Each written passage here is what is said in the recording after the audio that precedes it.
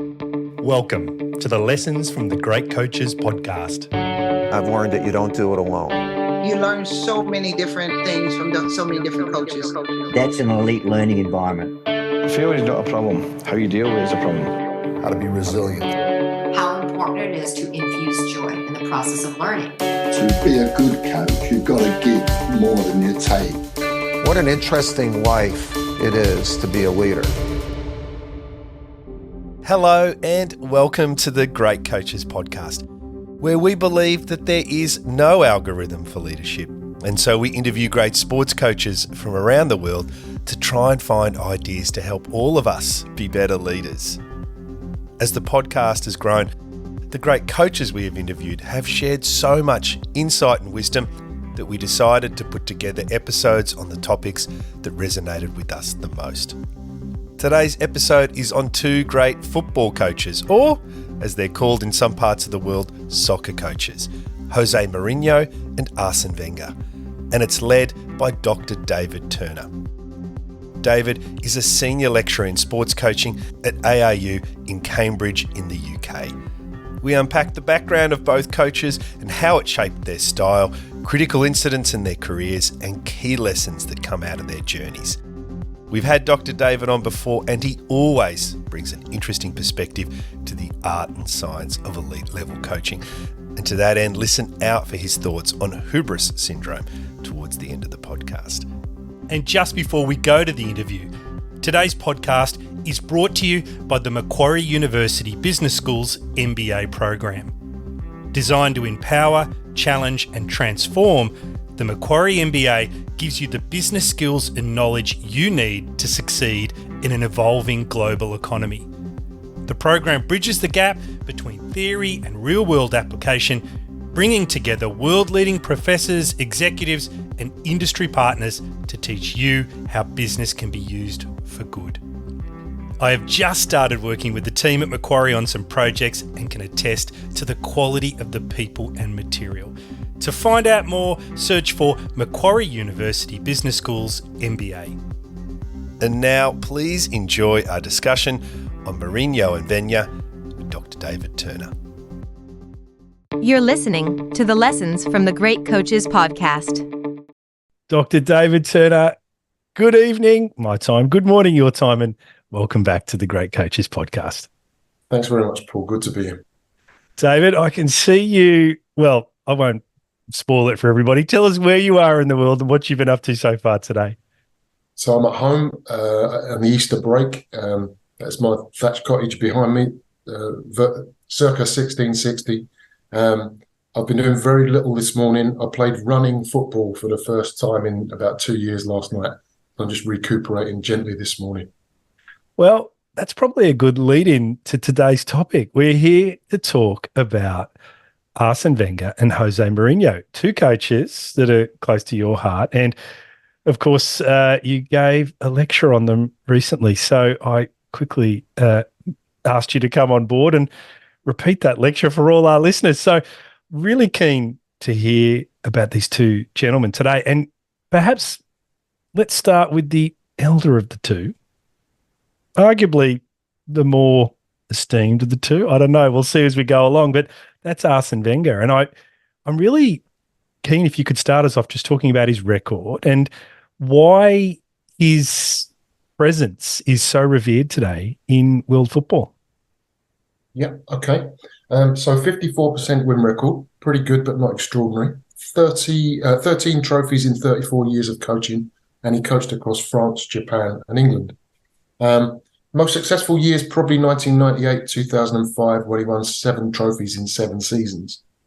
However, when he took over his coaching job in England, one particular journalist wrote, he's a runner-up, not a winner. He finishes second too often.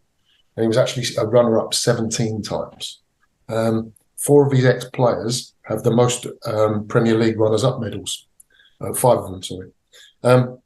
He never retained a league title. So that's an interesting thing, is he's had success, but he's never retained a league title. But 2 doubles, that's the English League and English Cup, 98 and 02.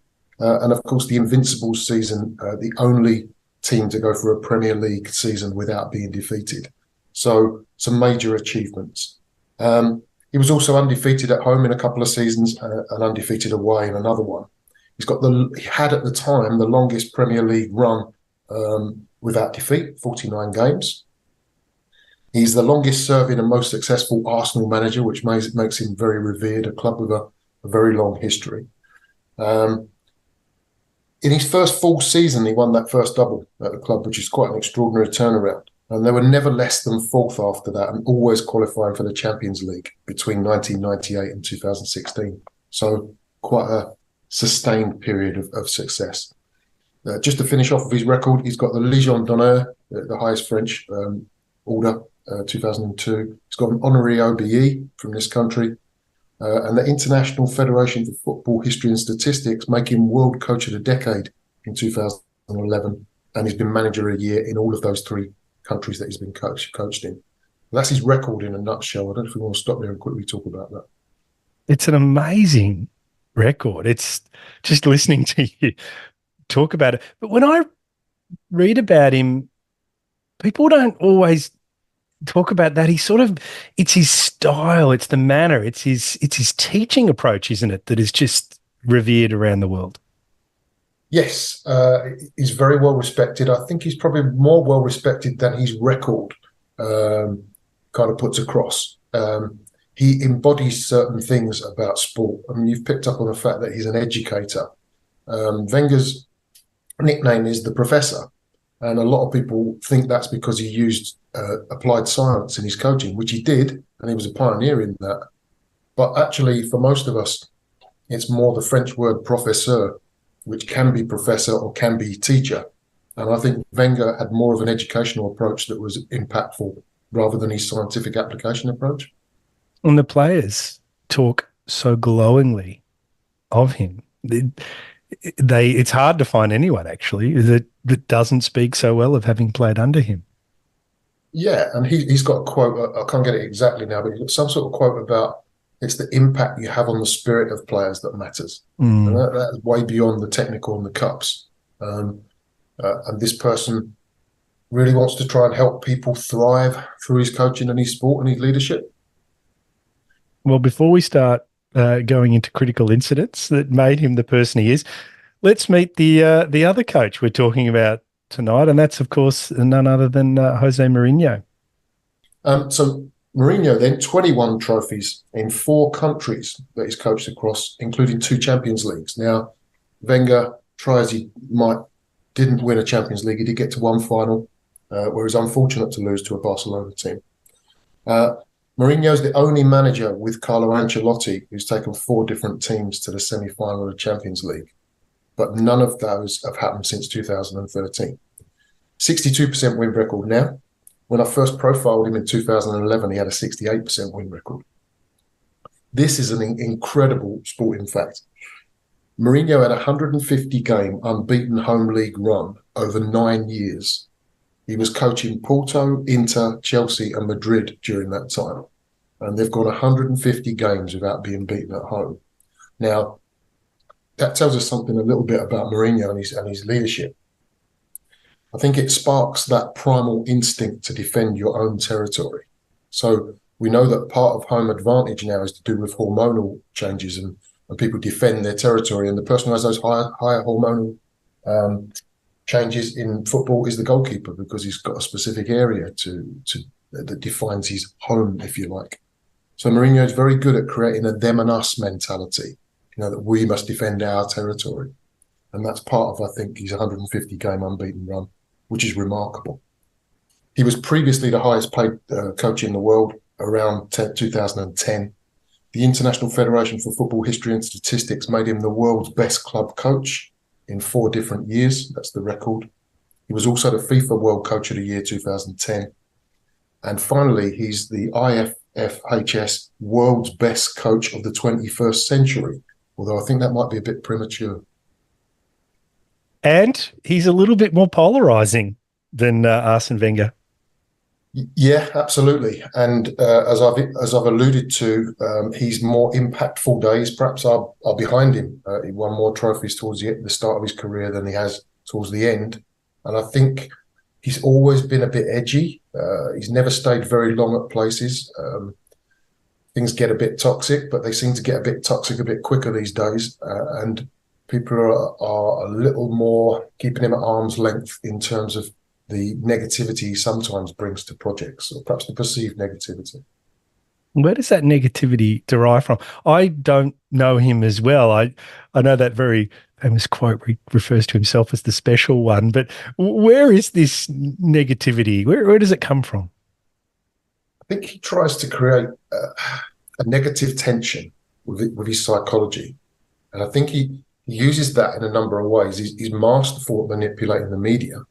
And it's a way, therefore, of him taking pressure off players. The spotlight falls on him. I think he was particularly good at that in the first half of his career. But he uses that negative pressure to manipulate, and he deliberately manipulates. So if I give you an example, he's with Porto, the Portuguese team he coached. I think they won the domestic double in the UEFA Cup in his first full season. And he was worried that the players would go a little bit off the rails on that success. So what he did was he instigated a tactical game plan that was more demanding for the players to play. And therefore it kept them humble, kept them busy, kept them on their toes. So for me, that's an example of his positive manipulation. But then later in his career, it becomes a little bit of a negative manipulation as well. So when he's at Real Madrid in his third year, it's very divisive. He's treating the players who are represented by his own agent better than the other players. There's a lot of micro politics, and eventually he's pleased to leave and they're pleased to see him leave. So there's this element of manipulation, and that goes right back to his upbringing. He went to university to train in a sports science and physical education course. Well, in fact, his mum enrolled him on a business course, first of all, but he lasted one day, and then he went and joined the other course. But he was a voracious student, and they said particularly he went to one lecture where they talked about how you can affect people with the use of emotions. And the phrase they used was, he was like a cat watching birds. So he's sitting forward in his chair thinking, I can use this. So I think that's partly where it comes from. Funny you mentioned that. I'm reading about Pat Summitt at the minute, and I've actually got a quote right in front of me where she says in her book, all coaches are emotional manipulators at heart, and I was the very best of them. Mm. So, David, let's explore the background of both of these gentlemen and how that's gone on to shape the journey that they then went on. And perhaps if we could start with Wenger and then move on to Mourinho. Sure. Okay. So Wenger's born in a prosperous rural area. It's a village that's dominated by religion, and that's reflected later by Mourinho's strong moral code, particularly where he honours commitments to clubs. So he's often been offered other coaching positions, but not taken them. That village was also characterised by hard physical work. So Wenger did farm work as a child. That's reflected in the fact that he worked very hard as a coach later on. And he says that he trains as if he will play on a match day, even though he's clearly not going to. His parents ran a pub and a car spare parts business. He became very self-reliant and reserved because he was left on his own most of the time. And later on, he forged bonds with more mature, older mentors to fill the gap left by his hard-working father. His village was so small, he didn't really play team football until he was about 12. He couldn't get enough people together. One of his mentors said, if you come to these skills this late, you can't reach the top. However, Wenger did suggest that growing up in a pub was more useful as a coach than having playing experience. This is a great quote from him. He says, there's no better psychological education than growing up in a pub. You meet different people and hear how cruel they can be. I even learned about tactics and team selection from talking in the pub. So this was the local team that would meet in the pub. And Wenger attributes this to the start of his passion for football. Now, Wenger's life is characterised by his passion for football. Football became his only religion and his obsession. One he dedicated his life to, one he sacrificed his life to in some ways. He loved it very much, but he also suffered a lot. And you hear him talking about suffering. It's a really important point that Wenger recognises where you come from shapes you. And that was really important later on when he was dealing with diverse players from all over the globe. And this guy is about the globalisation of football. He's the person who started greatly diverse teams that we can talk about later. I think he fielded for the first time 11 players from 11 different nations in a football team. Quickly, his education, academic background. He had a degree in engineering and a master's in economics because he was lined up to run that family business.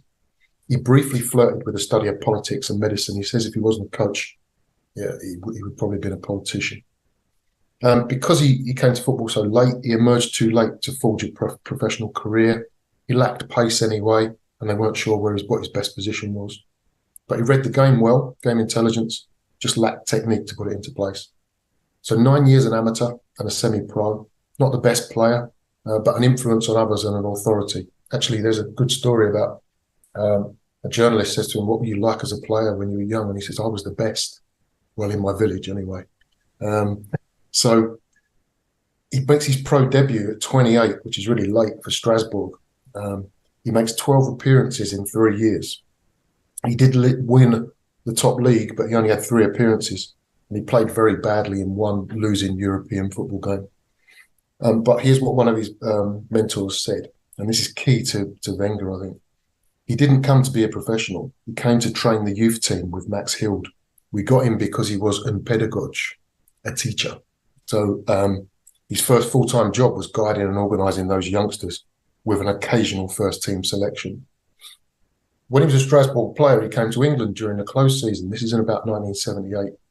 He said, when you're a pro footballer, you spend your holidays at Club Med. Me, I bought an air ticket to London. A friend advised me to go to Cambridge, where I hired a bike and enrolled in a 3-week English course. My teammates thought I was mad, but that's really setting him up for things that happen later in his career. And that's probably the sum of his background for now. The quote I have from him, David, that I've always liked is he says, when you represent a club, it's about values and qualities, not about passports. Yes. I think that was something that he was very big on, wasn't he? Your identity when you step into that club is just so important. I don't know whether he was one of the first people to bring that, but I know that he was one of the first to popularise that idea. And I think he's very much an internationalist. He seems like a citizen of everywhere, not somebody who's French.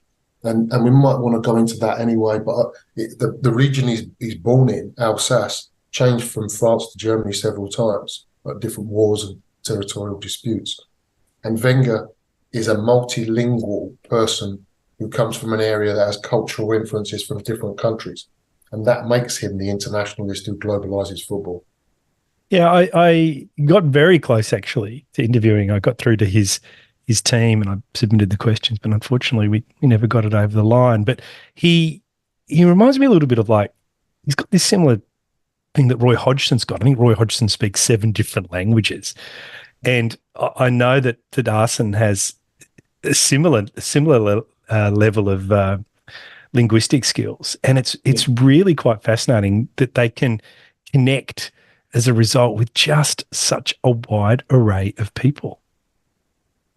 Yeah, and I think we need to draw some parallels between the two coaches we've got today. Wenger is a linguist. Mourinho is a linguist similarly. And it allows them to connect with a broader range of people. Wenger also talks about understanding where people come from. And that was very important when he was recruiting from new areas such as, African talent. Obviously, his connection with George Weah, who was a World Player of the Year. Weah is now, I think, the president of his country and invites Wenger over. So, this linguistic ability is really important in connecting with people. But I think it gives you flexibility and adaptability as well. And of course, when you're someone like Mourinho who travels different countries to coach, it tests your flexibility and adaptability, and it gives you different cultural influences. And they've both got that in common. Oh, David, tell us about Mourinho's journey and what's interested in his background. Okay. So born 1963, middle-class background. Family was very much in favour with the Portuguese fascist regime that was in power at that time. So kind of a privileged position, if you like. His father was a professional footballer and then a coach. He did have 1 cap for Portugal as well. I think he was a goalkeeper. His mother was a teacher.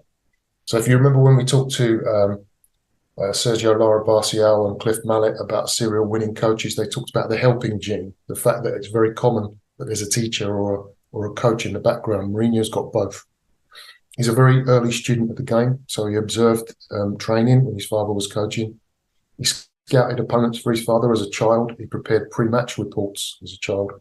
So if we talk a little bit about theory for a second, Bandura's social learning theory, much of what we learn is through modelling in a social setting.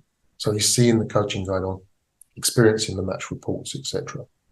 So this enculturation whereby football becomes a big part of Mourinho's life. Of course, he tries to play. He's briefly a pro at Rio Ave, but he lacks talent and pace. He's got that in common with Wenger as well. He's a mediocre defender come defensive midfielder. He doesn't win a first team place. His career peaks in the reserves of a club that's never won a trophy and is coached by his dad. So he realises by 23 that his playing career is not viable. And he turns his mind to coaching.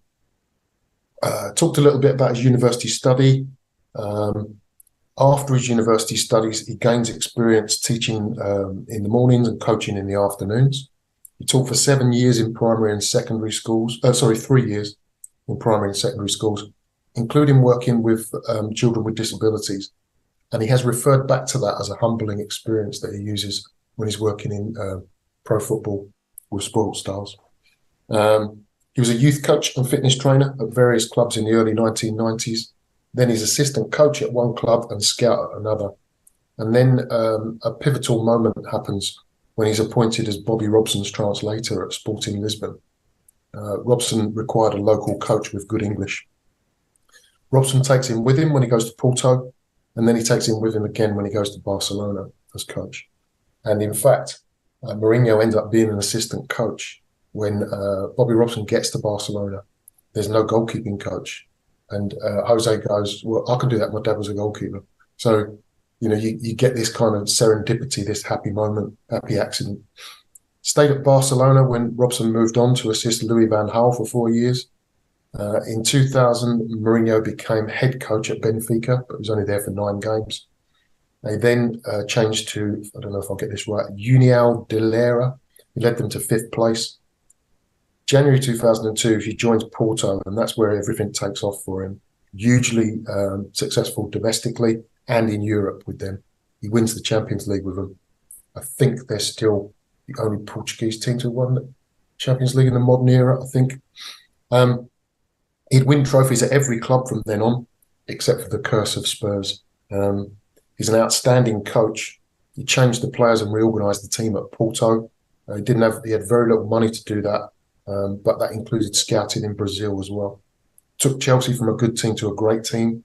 He raised Inter Milan to historic first and only Italian treble. So that's probably. Let's talk a little bit about his serendipity. I've alluded to it, haven't I? He's sometimes regarded as arrogant.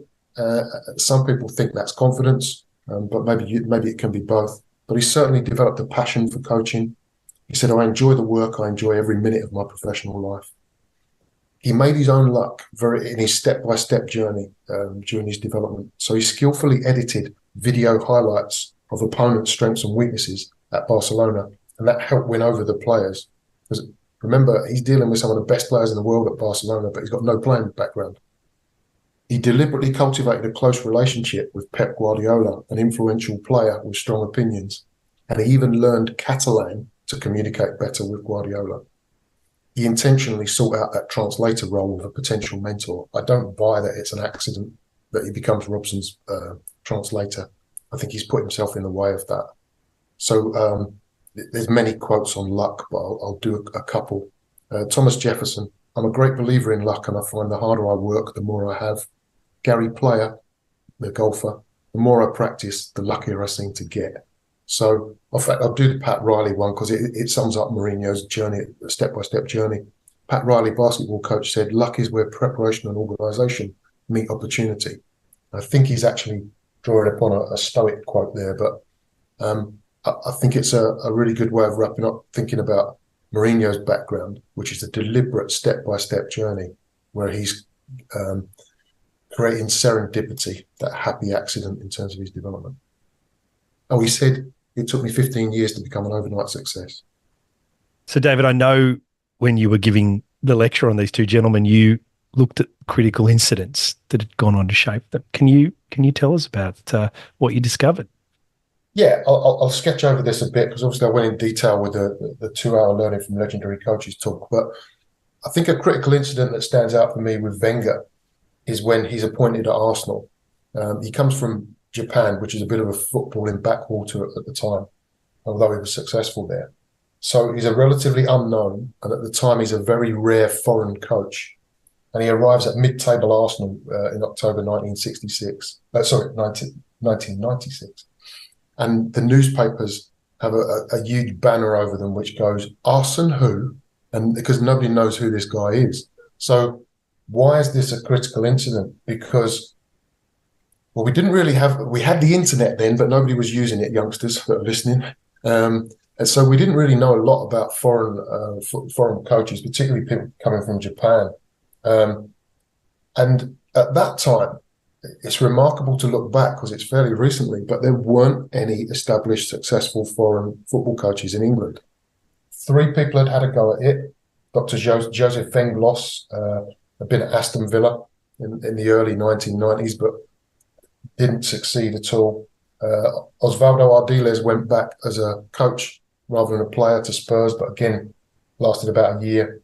Ruud Gullit had been appointed in 1996 at Chelsea, did quite well, and in fact, he's the only first foreign manager to win a trophy, won the FA Cup in 1997, but seems to have fallen out with people and was gone by 98. So Wenger ends up being an absolute trailblazer because he established that foreign football coaches could be successful in the long term. When I say foreign, I mean not Irish or English or Scottish. But when he got to Arsenal, he had several really considerable challenges when he initially took up the role. And that's what I told the story of the critical incidents around. So if we go for that briefly, the first hurdle he's got to get over is credibility and trust. So we said he's a bit of an unknown. The other people that were in the running for that job were Johan Cruyff, who was more of a known, and Terry Venables. So they'd both been linked to that job. Wenger inherited really big characters and established professionals who he had to win over. So when the chairman of Arsenal went to the training ground to announce who the new manager was, Ray Parlour exclaimed, "Who the F is that?" They didn't have a clue, the players who was coming. Before Wenger had arrived, although he was officially in charge, Arsenal had a European Cup game. Wenger was there.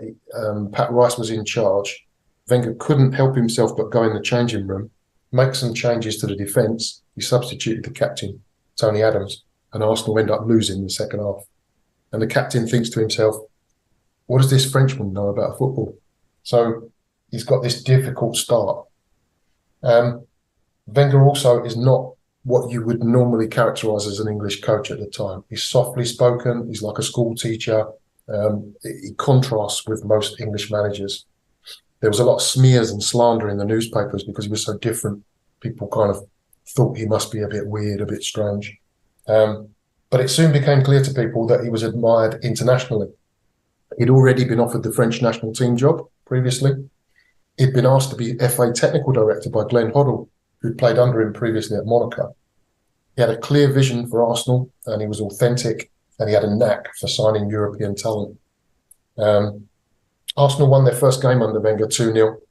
Ian Wright scored both goals at Blackburn, I think it was. And Wenger said that first victory was crucial. It allowed me to establish my vision from the outset and to reinforce my legitimacy as a coach. So that's the credibility and trust piece. He's also got an ageing squad. He was very fortunate to inherit an excellent English defence, but they were all over 30, except for a few players who played in midfield and attack. Wenger believed that professional football was finished after 30. And in his later years, he wouldn't sign anyone unless they were younger than 30. If they were over 30, they got short-term contract only. But they were so good, he had to change his ideas about that. Because he brought in fitness regimes, diet changes. He extended their careers, and that was really revolutionary. But we also need to talk about the behaviour of those players, because one chapter that writes about this era describes the players he inherited as boozers, brawlers, drug addicts, gamblers, and outlaws. So he's got to change the culture as well. And that was quite difficult. Perhaps a small version of that, I think it was the Blackburn game. They're driving home and he's changed the diet. And the players were hungry, because he'd changed it. And they started chanting, "We want our Mars bars back," from the back of the coach. And the interviewer says, "Did you give him the Mars bars back?" And no, I didn't. So there's this tension there with what they're doing. I think it was Ian Wright who said, "We keep having to eat broccoli. Yuck." So he's really changing things. So he improved the physical preparation. He recruited really well. The players he brought in were absolutely amazing. I'll just give an example of Vieira in midfield and Petit. People, again, talents we didn't know in this country. He tapped into some French talent that we didn't have the networks for. Really big on recovery, and he established an attractive attacking playing style at a time when Arsenal were known as boring Arsenal, go 1-0 up and hold on to it. So the whole thing I talked about, this critical incident, was what I call Wenger's revolution. So let's quickly summarise that revolution. He's the first coach who shows that a foreign coach can be successful. He changes and professionalises the way they prepare and the diet, etc. And he has an attractive attacking style that can win. So they're three major things that change. And how does the journey of Mr. Mourinho compare? Yeah. Well, again, I've selected a critical incident within his journey. I've selected Mourinho's time at Inter Milan, so his first time in Italy. This is around 2008. So first thing to say is that he's really hot property. Despite falling out with Roman Abramovich at Chelsea and key players there, he was still hot property. He'd had 10 major trophies in 5 full seasons coached across 2 countries. Never had he had a trophyless campaign in those 5 seasons. And in only 1 season had he won a single trophy. Most of them had won multiple trophies. So he's a young, successful, serial and multiple winner. So he's appointed for 2008-2009. Inter had already run 3 consecutive Scudettos, the top Italian league. Mourinho was brought in to address their European hoodoo. So despite winning 3 UEFA Cups in the 1990s, Inter at the time were on a 45-year barren spell for the European Cup / Champions League. They won it back-to-back in 64 and 65 under legendary coach Helenio Herrera. They'd lost a couple of finals after that, but basically 45 years without lifting that trophy. So that was his mission. He inherited a strong, experienced but ageing squad, a little bit like Wenger at Arsenal. A lot of people who were in their 30s, although quite a bit of talent. So what happens is, in his first season at Inter, it's only his second single trophyless season. They win the league again, but they're defeated in the second round of the Champions League by Man United. Mourinho and the president realise that they've got to have a rebuild. And unusually for Mourinho, whose micro-politics sometimes go wrong, he's got an excellent relationship with the owners and the president. He's backed in the transfer market, and he rings the changes. So in his second season, Zlatan Ibrahimovic moves to Barcelona, ironically because he thinks he's got more chance of winning the Champions League. Samuel Eto'o comes the other way. He brings in some key players such as Thiago Motta and Wesley Sneijder. He brings in a veteran defender. It's still a very old team, but he's got 6 new players to be integrated. That's a lot of players to integrate in 1 season. 7 of his outfield players are still over 30. His first choice centre-backs and goalkeeper have a combined age of 94. Zanetti and Materazzi are both 36. This is their last chance of glory in terms of the European crusade that they're on. So what Mourinho does is he sets up very strong defensive foundations. His team are pragmatic, hard-working. They're not about flair. They're not about attacking, as Wenger's teams are. In fact, Mourinho says at one point, "For me, flair is a team. that defends fantastically well. What they were really good at was soaking up pressure and then having a rapid transition from defence to attack. They played almost exclusively on the counter. So they won their 5th consecutive league title under him. They scored the most goals and conceded the least goals in those 2 years when he won the league with them. And then we have to talk about the Champions League. So they scraped through the Champions League group stage, but Mourinho learned a lot from playing 2 opponents that he played in the later knockout rounds. So he gets a lot of information about how to play against CSKA Moscow later and Barcelona later. He also met Ancelotti's Chelsea in this drive through the Champions League, Guardiola's Barcelona, and Van Gaal's Bayern. So Inter Milan beat the English, Spanish, and German league champions on their way to the league title this season. Can't go into it in a lot of detail, but the semi-final against Barcelona is really dramatic. There's that volcano, which you might remember, that caused the planes to not be able to fly. So Barcelona have to drive 14 hours to Milan and 2 nights in hotels. Even though Inter Milan were at home in that first semi-final, they conceded possession. They got 30% possession to Barcelona's 70%. They invited Barcelona to press onto them and hit them on the transition. They won 3-1. Before the second leg, this is Mourinho manipulating, right, like we talked earlier. Mourinho stated that although the Champions League final was a dream for Inter Milan, for Barcelona it was an obsession, and he spat that word out, for them to win it in the Bernabeu. In the second leg of the semi-final, Inter Milan have a player sent off on 30 minutes. They have even less possession. They have 24% possession to Barcelona's 76, but Barcelona can't score. They score with 6 minutes left, and they need one more goal to go through. They have a disallowed goal. In the whole game, Barcelona had 16 shots, and Inter Milan had none. But this was one of the greatest defensive displays ever. Mourinho described it as the greatest moment in his career. At the end of the game, when they lose 1-0 but go through, he sprints onto the pitch and celebrates with the crowd. The Barca goalkeeper tries to get him off the pitch, but he can't do it. They turn the sprinklers on in the end to try and get him off the pitch. But he's really celebrating. But the interesting thing with him is he will never get to these heights again. Inter won 5 out of 6 trophies in this season. And after that, Mourinho would only win 2 trophies in a season, twice more. Once with Chelsea, once with Man United. But at that moment in 2010, he's the greatest coach on the planet. And Inter Milan remain the only Italian team to win a continental treble. So that's the critical incident for me of Mourinho at his zenith. And what he does there, he has a wonderful complicity with the players. The players say they would die for him on the pitch. There's that amazing moment where he's driving away from the game, the second game. The Champions League final game.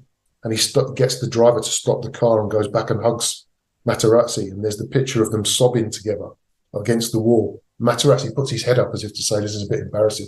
And Mourinho pulls it down again for another cuddle. So there's this amazing complicity that they have at that point. So it's an interesting zenith. It's an amazing achievement.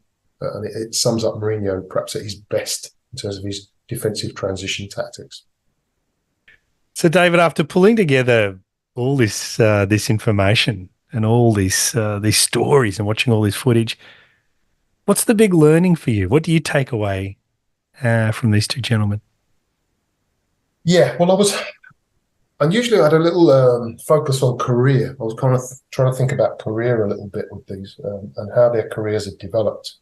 And when I look at their careers overall, they've got a similarity in that both of them are not famous ex-players. They've had to work their way up. They've done what I call their time in the trenches. So they're well prepared when opportunities come. If we look at Wenger's achievements at Arsenal, if you imagine a plot of Arsenal's history from when they started, it's like an up and down heart monitor kind of size. But then when you get to Wenger, it kind of flatlines at the top. It goes down slightly in the second half, but it's really noticeable that he's got a period of sustained success. He's got that because he's learned a lot on the way up about recruitment, about preparation of players. But we've got to go back and remember that he studied economics as well. And this guy wanted sustainability in terms of the business So he turned Arsenal into a financial superpower. And that's because of his background, the economics bit background. Now, I said there's a flat line, but it goes down slightly in the second half. And the reason it goes down slightly is he knows that he's got to get Arsenal out of Highbury into the Emirates to make them a viable financial superpower in football. And he does that. They transition about halfway through his time at Arsenal. And that's when they go down slightly. Not very much down, but around about fourth. And when a club in English football changes grounds, they typically spiral down the league. And they sometimes go into other leagues. So Man City were in the third tier at one point after they'd gone from Main Road. But Wenger keeps them up there. Now, there was the dissatisfaction of everyone that they weren't winning things. They were just under. But he did a remarkable job at converting that club. So when I think about Wenger, I've said he works his way up from humble beginnings as not a famous ex-player. He was successively more successful in terms of win percentages. And I think he was very successful at Arsenal.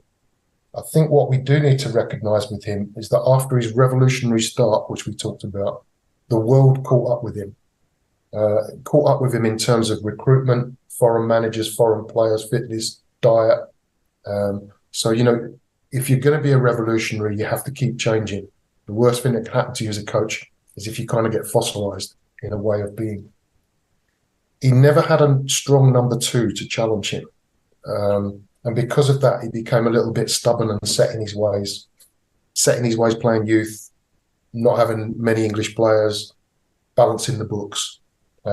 So I think he needed someone to challenge him a bit more. Once his economic model of consistently qualifying for the Champions League and thus being able to purchase young talent that wanted the chance to play in that competition was gone when they came fifth or sixth, didn't qualify for the Champions League.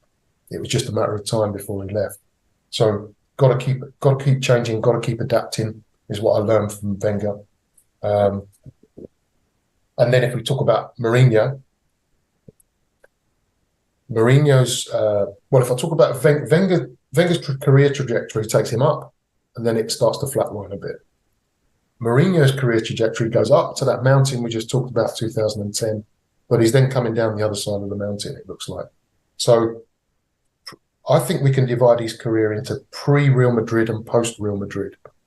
Pre-Real Madrid, he wins 6 leagues in 3 countries, 5 domestic cups, 3 European trophies in about 9 seasons. So that's 14 major trophies. Post-Real Madrid, he wins 1 league, 2 domestic cups, 2 European trophies, just slightly lower, Europa League, Europa Conference League, in again about 9 seasons. So 5 slightly less major trophies, 14 versus 5. He works his way up in that step-by-step journey that we talked about at the start. Again, not as a famous ex-player. He has a rapid rise in win percentages from Porto onwards. He breaks records in truly remarkable spells at Porto, Chelsea and Inter, and he seems unstoppable at the end of that critical instant we talked about. But at Real Madrid, it's the least he wins at any club to that point. He only wins 1 cup and 1 league in 3 years. And then there's a rapid and consistent decline in the percentage thereafter. His worst 2 win percentages on his last 2 projects, Roma and Tottenham. Who would have thought in 2010, after that continental treble, he'd only win 2 more league titles and only have 2 more years where he won 2 trophies. We could go into what happened at Real Madrid, but I'll try and summarise it a bit quicker than that. I think he overreached himself at Real Madrid. And I think some of it might be to do with something that I've looked into called Hubris syndrome. Hubris syndrome is when we've had unbridled power and success for about a decade and we start believing in our own myth. And I think he started believing in his own myth. I think he got carried away with himself, carried away with his own importance. He was very good at wearing a mask. He's talked about being someone with 2 faces, the face for the media, the face for his players, etc. But I think sometimes if you wear a mask, it burns into your face and you end up being a caricature of yourself. And Mourinho now seems to be, he was a breath of fresh air when he first came in, always a bit edgy, but breath of fresh air. He now seems to be a bit stuck in his same ways, a little bit too toxic. A turning point was when he had a go at the female physio at Chelsea.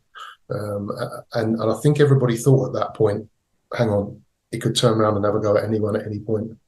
He might be a bit kind of dangerous in that regard. Still think he's got a lot about him. He's definitely a serial winner, but he almost needs to reinvent himself and make the most of what he's got.